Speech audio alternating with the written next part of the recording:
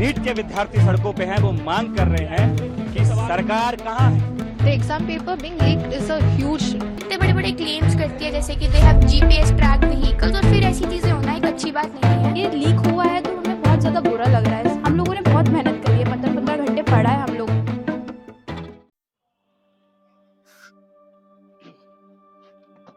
तो आज से 174 साल पहले 1852 में कार्ल मार्क्स ने एक बड़ा अच्छा बात कहा था।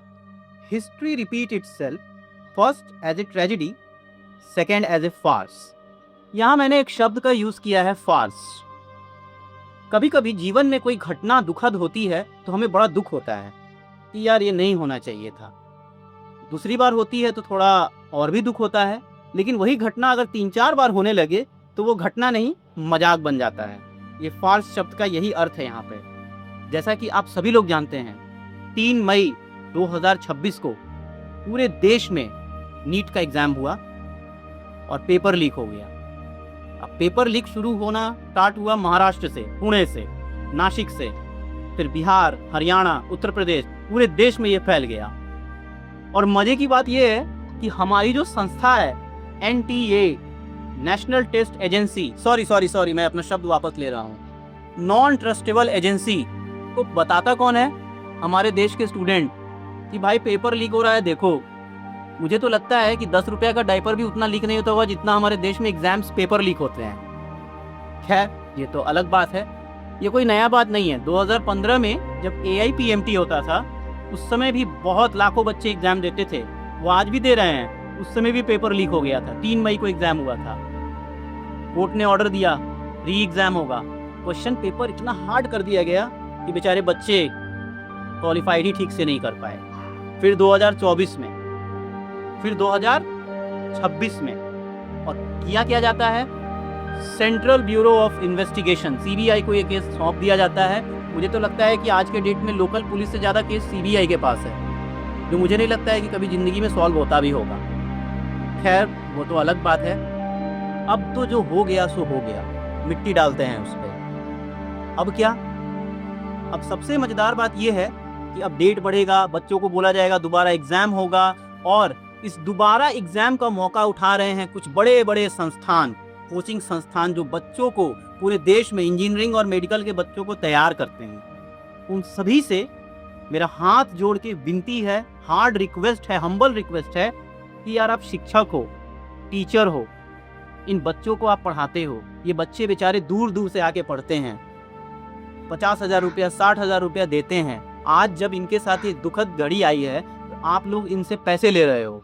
हमारा कोचिंग ज्वाइन करो, हम तुम्हें 2 महीना में नीट का तैयारी करवा देंगे। बच्चे हैं, कंप्यूटर नहीं है कि आप उनके दिमाग में ठूंस दोगे। इस बात को थोड़ा समझिए। अभी का जो समय है, इन बेचारों बच्चों के साथ हमें खड़े होने का समय है, ना कि इनसे पैसा लेने का।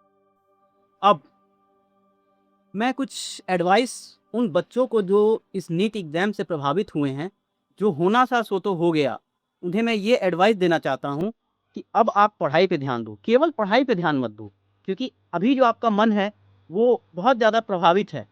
आप ध्यान करो, एक्सरसाइज करो और पढ़ाई करो।